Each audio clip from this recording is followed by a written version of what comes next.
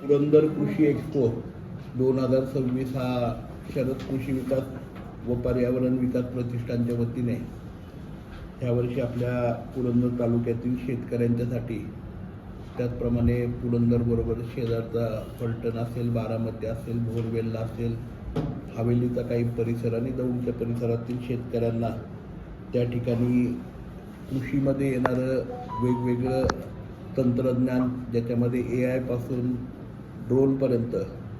त्याचप्रमाणे यांत्रिकी शेतीकडे आपण मोठ्या प्रमाणात वळत असताना जी उपलब्ध नवीन यंत्रसामुग्री आहे शेतीमधली त्याची माहिती व्हावी, बी बियाणं, औषधं, शेतीविषयीच्या पूरक माहिती, ग्रीन हाऊस, अशा वेगवेगळ्या संकल्पना शेतकऱ्यांच्या समोर घेऊन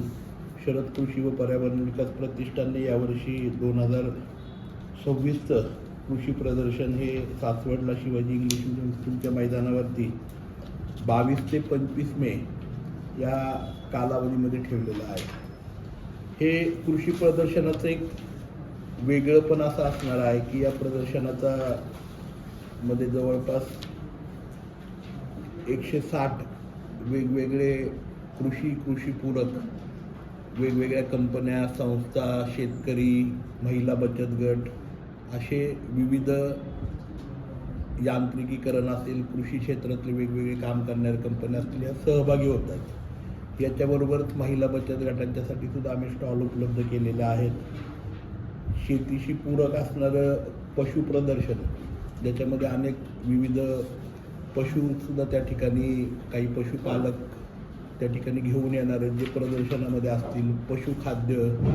त्याचबरोबर आज मोठ्या प्रमाणावरती फुलशेती आपल्या सगळ्या भागामध्ये येते, तर फुलशेतीच्या बाबतचे तज्ज्ञ, माहिती,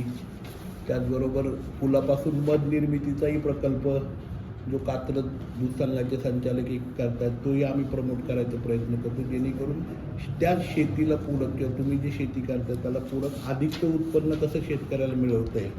हा सगळा संकल्प त्याच्यामध्ये आहे. याच्यामध्ये आधुनिक शेतीबरोबर मी मगाशी सांगितल्याप्रमाणे ठिबक तुषार सिंचन, प्लास्टिक आच्छादन तंत्रज्ञान, कृषी यांत्रिकीकरण,